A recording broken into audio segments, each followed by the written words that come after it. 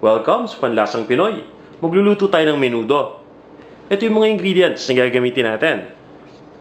Pork, carrots, potato, pig's liver, red hot dogs, soy sauce, onion, tomato sauce, garlic, salt, ground black pepper, bay leaves, lemon. Gagamit din tayo dito ng water, ng sugar, at ng cooking oil. Umpisa na natin.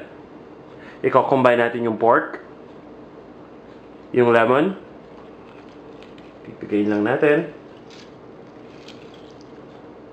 at yung soy sauce.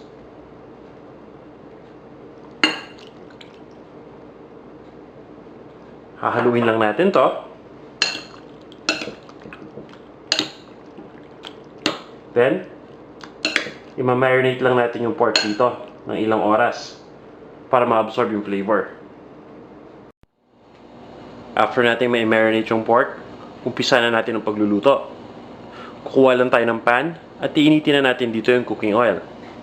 Then, isosotay na natin or igigisa yung garlic at yung onion.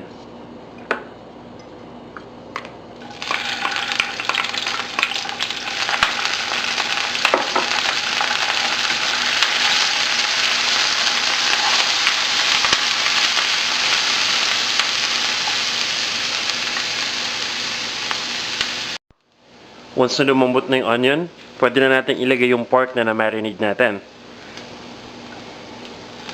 So, ito na yung marinated pork.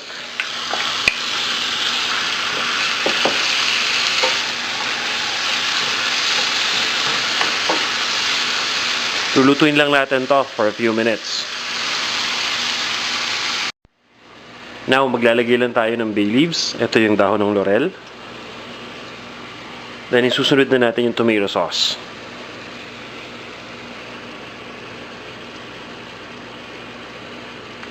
Stir lang natin ito.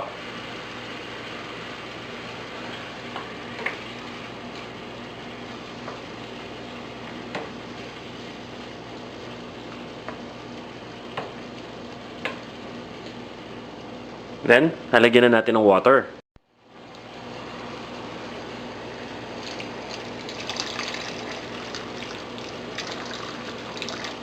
Nilalagyan natin ng water dahil kailangan nating palambutin yung pork.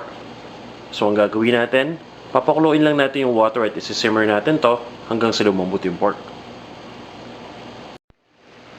After nating palambutin yung pork, ilalagyan na natin dito yung pig's liver. Pati na rin yung hotdog.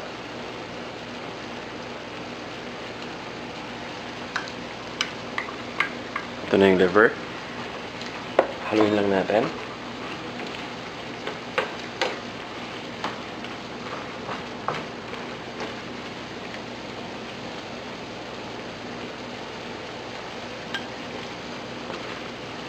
Kung walang available na red hot dogs sa lugar ninyo, pwede kayong gumamit ng beef franks. Lulutuin lang natin to for a few more minutes. Now, pwede na natin ilagay yung potatoes at yung carrots.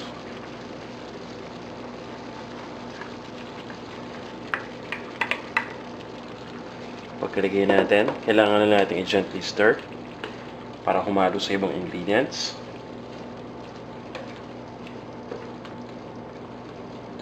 Lulutuin natin ulit ito for a few more minutes. Then, ilalagay na natin yung kailangan nating seasoning.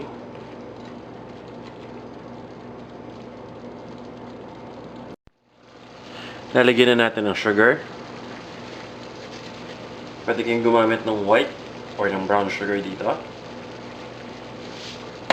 Stir lang natin. Then, sa-season na natin ito ng salt and ng ground black pepper. Simpleng-simple lang yung seasoning na kailangan natin. Then after this, stir natin ulit ito. Lulutuin lang natin for a minute more. Then, pwede na natin i-serve. Para sa exact measurements sa mga ingredients at iba pang mga recipes na tiyak na magugustuhan ninyo, Pumisita lang kayo sa panlasangpinoy.com. Ito na ang ating menudo.